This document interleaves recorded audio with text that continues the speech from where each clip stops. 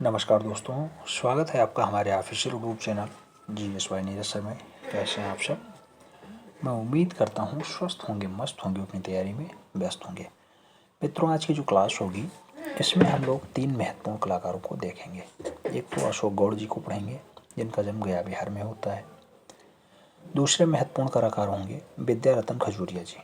विद्यारतन खजूरिया जी आप जानते हैं जम्मू के एक अच्छे कलाकारों में शुमार रहे हैं और इनसे क्वेश्चंस खूब पूछे जाते हैं। बाबा जत्तू की मूर्ति हो, स्नो स्कैप हो, लैंडस्केप हो, स्त्री हो, वैष्णो देवी हो, चिनार छाया हो, ये सारी रचनाएं मूल रूप से विद्यारतन खजूरिया के द्वारा ही बनाया जाता है। प्रख्यात मूर्तिकार है। और उसके साथ साथ एक खास नाम और अवतार सिंह पवार। आप जानते हैं गढ़वाल उत्तराखंड के अवतार सिंह पवार भी बहुत खास हस्तियों में शुमार हैं। युद्ध और शांति की मूर्तिकला मूल रूप से अवतार सिंह पवार की बहुत अच्छी रचनाओं में शुमार है। तो इन तीनों कलाकारों को आज हम लोग देखने का प्रयास करेंगे। पेन पेपर उठा लीजिएगा, डाटा इम्पॉर्टेंट है, जिस पे खास फोकस किया जाए उसे नोट डाउन करना ही करना है। सबसे पहले बात करेंगे अशोक गौड़ की। अशोक गौड़ की अगर बात करते हैं 1965 में जन्म होता है। कहाँ पे होता है? तो गया बिहार में इनका जन्म होता है। अशोक गौड़ की कला शिक्षा कहाँ हुई है?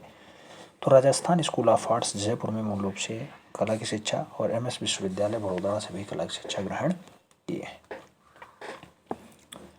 आगे बात करें तो अशोक गौड़ के बारे में कहा जाता है कि अशोक गौड़ योगा को विषय के रूप में जो है गढ़ करके अपनी अलग पहचान बनाते हैं। जिसका श्रेष्ठ उदाहरण फिनलैंड में योगा आर्गेस्ट संस्कृति है। योगा आर्गेस्ट या फिर आंग्रेस्ट संस्कृति जो है किसकी है, या योगा आंग्रेस्ट सन रचना जो है मूर्ति है किसकी बनाई गई है? अशोक गौड़ के द्वारा बनाई जाती है। अशोक गौड़ वही हैं गया बिहार में जिनका जन्म होता है। योगा के लिए बहुत खास स्थान रखते हैं। आगे अशोक गौड़ ने वंडर, फेसेस, फूल तथा परिंदों से बनाई गई श्रृंखलाएं बहुत फेमस है। तो ये पूछा जाएगा कि वंडर श्रृंखला से रचनाएं किसने तैयार की, तो नाम आएगा अशोक गौड़ का।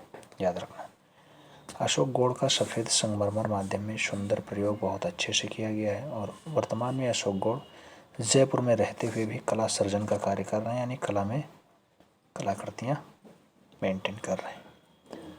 तो ये थे अशोक गौड़ जी। अशोक गौड़ की रचना हो सकता पूछ लिया जाए वंडर, फेस, फूल और परिंदों से मूल रूप से श्रृंखला बना करके और इस पर चित्रकारी की है। आगे बात होगी तो अगला नाम आएगा मूर्तिकार विद्यारतन खजूरिया जी का। विद्यारतन खजूरिया नाम नहीं पढ़ा होगा क्योंकि आपके सिलेबस में शामिल नहीं है, लेकिन क्वेश्चंस पूछा जाएगा और क्वेश्चंस पूछा जाएगा तो आपको कैसे वहाँ से एक्सेप्ट करना है उसी क्वेश्चंस पे हम लोग बात करेंगे। अशोक खजूरिया से जन्म से क्वेश्चन पूछ सकता है। जन्म कब हुआ? तो 5 दिसंबर 1934 को। कहाँ पे होता है? गुराहा संथालिया में होता है। ये जम्मू में पड़ता है, JNK में पड़ता है, याद रखना। BR खजूरिया की बात करते हैं तो चित्रकला में रुचि होने के साथ साथ मूर्तिकला में भी दक्षता हासिल की और मूर्तिकार के रूप में ज़्यादा प्रसिद्ध हुए।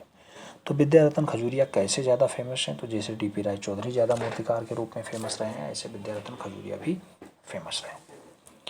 आगे बात करेंगे तो अगला नाम आएगा BR खजूरिया की सर्वप्रथम कला शिक्षा कहाँ से होती है? तो पहाड़ी चित्रकार संसार चंद्र शर्मा के सानिध्य में ये पहले जो है कला की शिक्षा ग्रहण करते हैं। तो कला गुरु कौन हो गए?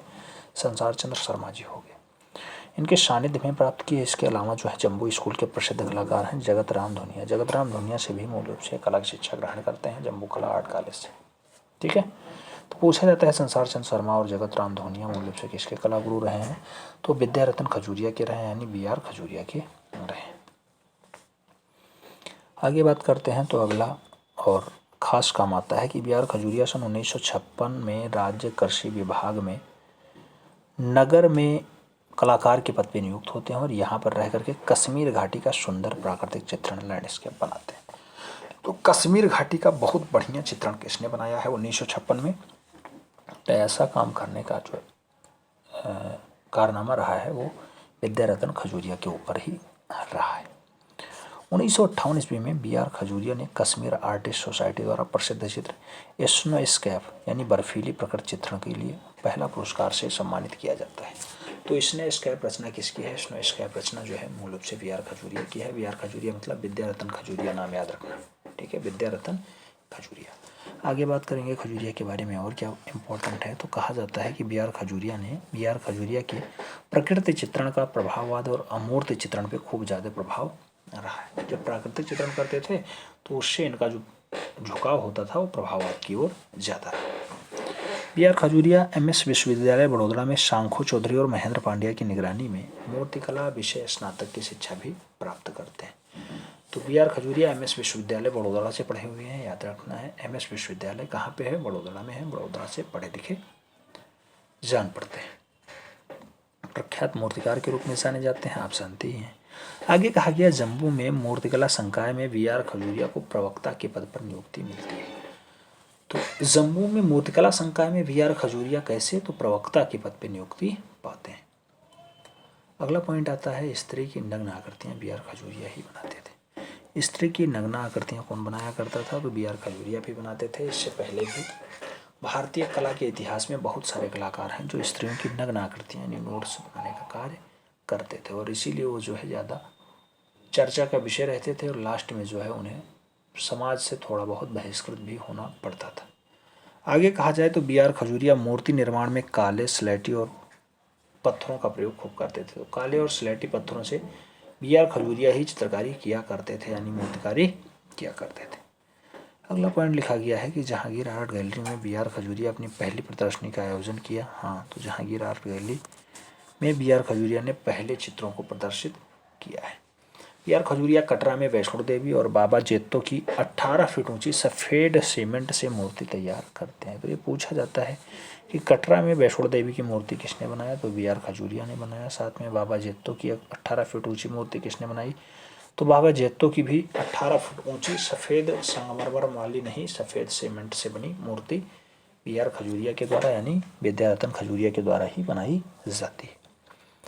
आगे बात करें तो बी.आर. खजूरिया की प्रसिद्ध मूर्तियाँ कौन कौन सी हैं? तो जैसे आप देखेंगे बाबा जेत्तो की मूर्ति है। बाबा जेत्तो की मूर्ति किसने बनाई? बी.आर. खजूरिया ने बनाई। स्नो स्केप किसने बनाया? बी.आर. खजूरिया ने बनाया। लैंडस्केप किसने बनाया? बी.आर. खजूरिया ने बनाया। स्त्री की रचना हो बी.आर. खजूरिया की है। वैष्णो देवी ये भी आप देखे ही हैं बी.आर. खजूरिया की है। और चिनार छाया की अगर बात करते हैं तो चिनार छाया भी मूल रूप से बी.आर. खजूरिया की प्रख्यात मूर्ति शिल्पियों में शुमार रही है। तो ये बी.आर. खजूरिया से संबंधित डाटा रहा है। यही है बी.आर. खजूरिया जो स्त्रियों की नग्न आकृतियाँ बनाते थे। तो आप देख सकते हैं कि बी.आर. खजूरिया कितने फेमस रहे, हालांकि एक प्रख्यात मूर्तिकार के रूप में ज़्यादा फेमस रहे। बी.आर. खजूरिया के बाद हम लोग बोले थे कि अवतार सिंह पवार को भी पढ़ेंगे, तो अवतार सिंह पवार भी पढ़ लेते हैं। अवतार सिंह पवार 1929 में जन्म होता है, 2002 में मृत्यु होती है। अवतार सिंह पवार की अगर बात करते हैं तो नरेंद्र नगर टिहरे गढ़वाल में मूल रूप से इनका जन्म होता है। टिहरे गढ़वाल बाद में होता है, ये पहले उत्तराखंड नहीं होता था, यूपी होता था। तो अवतार सिंह पवार इसीलिए आपका थोड़ा सा ज़्यादा डाटा लेते हैं। अवतार सिंह पवार का जन्म 1929 में उत्तराखंड के गढ़वाल में होता है, नरेंद्र नगर में। अवतार सिंह पवार मूर्तिकला की शिक्षा कहाँ से प्राप्त करते हैं? तो ये पूछा जाता है कि मूर्तिकला की शिक्षा अवतार सिंह पवार ने कहाँ ग्रहण की है? तो मूल रूप से शांति निकेतन बंगाल से ग्रहण की। अवतार सिंह पवार को युद्ध और शांति की मूर्ति शिल्प के लिए भी राष्ट्रीय पुरस्कार से नवाजा जाता है। तो युद्ध और शांति के लिए राष्ट्रीय पुरस्कार कब मिलता है? 1969 में, 1969 में यानी 1969 में मिलता है, याद रखना है। आगे ललित कला महाविद्यालय। ललित कला महाविद्यालय में मूर्तिकला शिक्षक पद के लिए अवतार सिंह पवार को किसने आमंत्रित किया? लखनऊ कला महाविद्यालय में मूर्तिकला शिक्षक के पद पर अवतार सिंह पवार को जो आमंत्रित किया जाता है, सुधीर रंजन खासगीर के द्वारा बुलाया जाता है। तो सुधीर रंजन खासगीर के कहने पर अवतार सिंह पवार मूल रूप से जाते हैं और वहाँ पे एज अ टीचर के रूप में कार्य करते हैं। अवतार सिंह पवार की प्रारंभिक शिक्षा कहाँ होती है? तो royal Indian military college Dehradun से होती है। Royal Indian military college Dehradun से अवतार सिंह पवार की प्रारंभिक शिक्षा यानी प्राइमरी एजुकेशन होती है।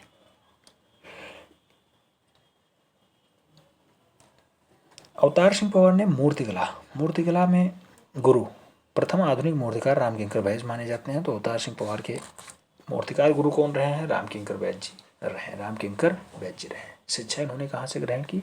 तो आप जानते हैं कि अवतार सिंह पवार जो है शांति निकेतन से ही कला की शिक्षा ग्रहण करते हैं। आगे बात करेंगे तो आगे आता है कि अवतार सिंह पवार ने मिट्टी यानी क्ले में अधिकांशतः आवाज़ प्रतिमाएं बनाई हैं।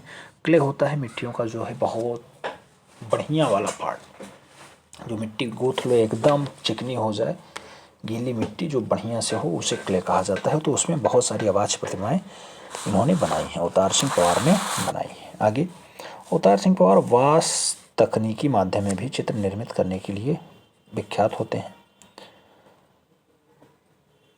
संगतरास अवतार सिंह पवार की पत्नी प्रभा पवार जो है बालेट कला के लिए विश्व प्रसिद्ध हैं। तो ये कहा जाएगा बालेट कला के लिए कौन फेमस है, तो बालेट कला के लिए मूल रूप से प्रभा पवार फेमस है। प्रभा पवार कौन है, तो प्रभा पवार मूल रूप से अवतार सिंह पवार की पत्नी है, प्रभा पवार।